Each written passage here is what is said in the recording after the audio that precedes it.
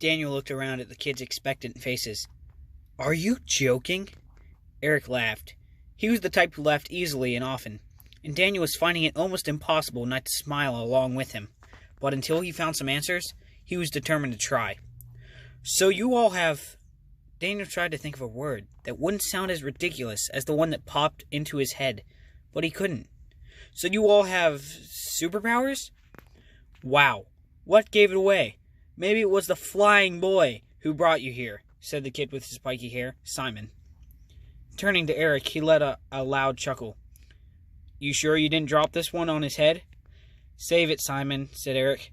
Yes, Daniel, we all have superpowers. Rowan said, Well, I like to think of them as extra normal abilities. And Rowan's power is that he's a super nerd, offered Simon. Simon! Shouted Molly and Eric at the same time. Daniel shook his head and rubbed his eyes with the palms of his hands. This was all way too much to take in. Here he was, somewhere in the wilds of Mount Noble, talking to a bunch of super kids in their treehouse of justice or whatever. This could have been any ordinary group of kids, huddled around their flashlights on a sleepover. But for the fact that there was nothing ordinary about these kids, of that, at least, Daniel was sure. How? I mean, this is all impossible, right? Rowan, said Eric, would you do the honors? Sure thing, said Rowan, standing. Eric gave Rowan the floor and sat down in his spot. Well, Daniel, Rowan continued, the truth is that we really don't know how we got these abilities, but we do know that there have been kids like us in Noble's Green for a very, very long time. Kids only? Asked Daniel. You mean there aren't any adults like you? Your parents aren't... Heck, no. All the adults here are as normal as you are. My parents would ground me until college if they found out. Go ahead, said Molly. Tell them what happens. I'm getting there, Moll. First things first. See, Daniel, Rowan went on, for a long time, Noble's Green has been a special place.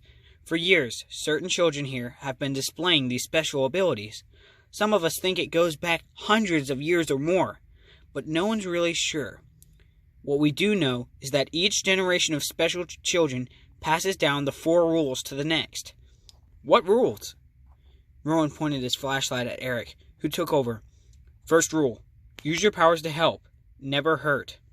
Next, Rowan turned the spotlight on Louisa, who said softly, Second rule, the north face and the old quarry are off limits. Danger waits for us there. Then came Molly, who seemed reluctant at first, but Eric gave her a little nudge in the ribs, and she stood up. Third rule, it ends at 13. Finally, Rowan turned the light back on himself. And most important, the 4th rule, never, ever let grown-ups know. Not even Clay will break that one, said Eric. So, wait a minute, said Daniel. You were all born with superpowers and a bunch of rules to go with them. Like an instruction manual? The Super's how-to book? We weren't born with them, answered Eric, patiently ignoring Daniel's sarcasm. They show up in us at different times. Rose here's the youngest that I know of. I'm 5.5, she shouted, smiling big. And Eric tells me the rules so I can tell them to other super kids someday. And Michael told them to him, and somebody told them to Michael. Rose looked a lot like her older sister, Louisa. Dark skin, pretty black hair worn long, and a friendly face. Unlike Molly, when the 2 sisters saw Daniel staring, they answered him with welcoming smiles. The point is that these rules have been around forever, continued Eric, like the drawings, in this fort. Kids have been passing them on to each other for years and years. Everyone follows the rules. Not everyone, said Molly. Well, yeah, there's the occasional bad apple. Daniel knew right away who they were talking about. The memory of Clay chasing him off the top of the observatory was still painfully fresh. Tell him the rest, said Molly. Tell him about the 3rd rule. Rowan gave Molly a tired look. All right, Moll, all right. See, Daniel, the reason there are no adults like us is because of the 3rd rule. It ends at 13. No one keeps their powers past their 13th birthday. You mean you give up your powers? Asked Daniel. Just like that? No, not exactly. We don't just give them up. The truth is, we don't know what really happens. We don't know how we got these powers, and we also don't know how we lose them. when I wake up on my 13th birthday, I will be just like you, and with no memory of ever even having powers. It all just disappears. Just like that, Simon said. You go to sleep special, and when you wake up, just a regular dweeb like everyone else. This time, Eric kicked Simon right in the shin. Ow! He yelped. What'd you do that for? Daniel's face was red. He could feel it. Everyone was looking at him. The regular dweeb was blushing. Yeah, whatever. Sorry, said Simon. Never mind, it's no sweat, answered Daniel. What else could he say? It was true. Here he was, just an ordinary kid, standing in a room full of superheroes. He felt very small indeed. That feeling didn't squelch Daniel's natural curiosity. A secret group of super children? A set of mysterious rules passed on from kid to kid? None of this made any sense. So, where did these rules come from then? I mean, who wrote them? Tell him about Johnny, said a voice in Daniel's ear. When he turned to ask who this Johnny person was, no one was there. Johnny, tell him, in the empty air. Rose, you know better than to talk to someone when they can't see you. It's not polite, said Louisa. She came over and sat next to Daniel, but she wasn't looking at him. She was looking at the empty space immediately next to him. Rose appeared only inches away from Daniel's face. Sorry. Who's Johnny? Asked Daniel, trying not to appear startled by Rose's sudden appearing act. Louisa answered for her sister. Johnny Noble. He was the first of us. He was the writer of the rules. We think he was a real, true superhero. It's only a legend, said Molly. Well, actually, there is some evidence, Rowan put in. Daniel interrupted them. The kids here had a habit of talking to him, as if he had some idea what was going on. It was getting irritating. Jonathan Noble? You mean the guy that the town is named after? He was more than that, said Eric. Much more. Daniel heard some rustling behind him and turned to see Rose digging around in an old trunk in the corner. She returned with a large stack of what looked like comic books, which she very carefully placed in front of him. Even though they were wrapped in plastic, Daniel could still smell the age on them. Despite Louisa's flashlight, Daniel had trouble making out the details in the dark. We need more light, Eric said. Simon? With a grin, Simon began furiously rubbing his palms together. As Daniel felt the hair on the back of his neck stand up, the room began to smell like the air before a thunderstorm. Electricity, remembered Daniel. There was a tiny flutter of light, then another, and another. Within a few minutes, the treehouse was lit by 20 or so little glowing spheres of energy, each one no bigger than a golf ball. They crackled and popped as they floated above the children's heads. Whoa, said Daniel. They're my wisps, said Simon, smiling proudly. But don't touch them, warned Louisa, or you'll get yourself a little shock. Stingers, said Rose. You're a bunch of babies, said Simon. But Daniel noticed that he wasn't touching them either. By the light of Simon's wisps, Daniel saw that the comic books were indeed old, yellowed and faded with age. Little Rose leaned over Daniel's shoulder and pointed. Johnny Noble, she whispered. Across the top of every book, printed in big, bold lettering, was the title, Fantastic Futures, starring Johnny Noble. The hero of every cover was a masked man in skin-tight red shirt and black pants.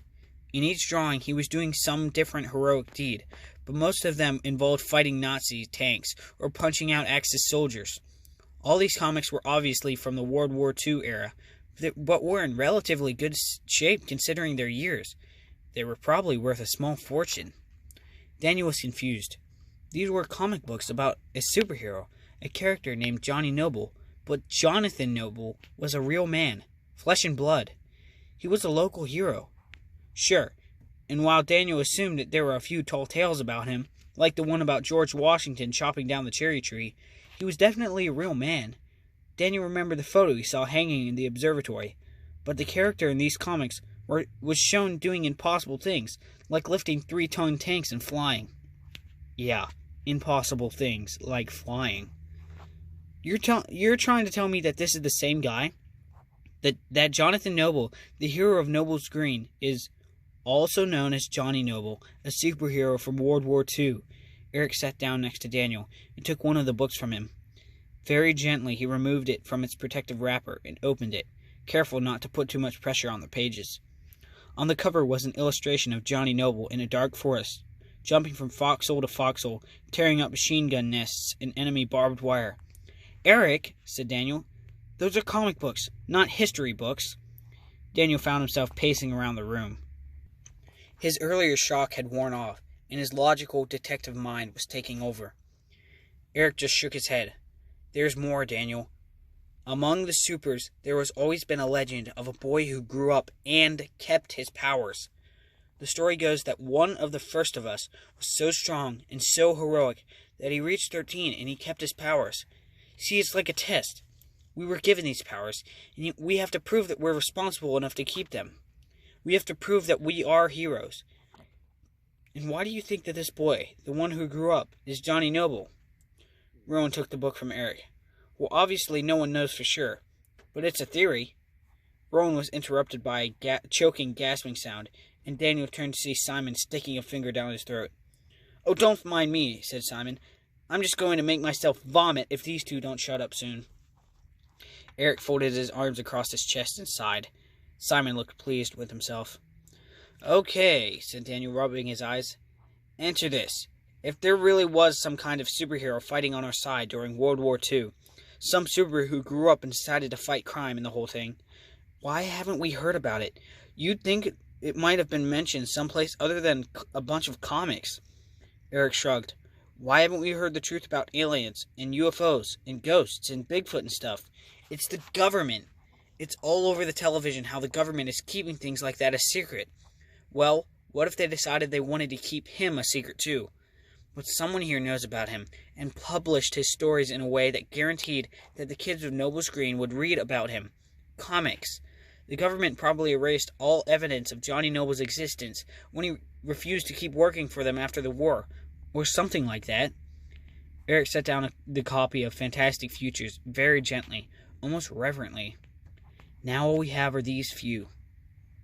Of everything Daniel had heard here in this tree fort turned secret hideout, this was perhaps the hardest to swallow. It must be a terrible thing to be special and have no idea why. Graham was fond of saying that everyone was looking for their purpose in life, but only a few found it.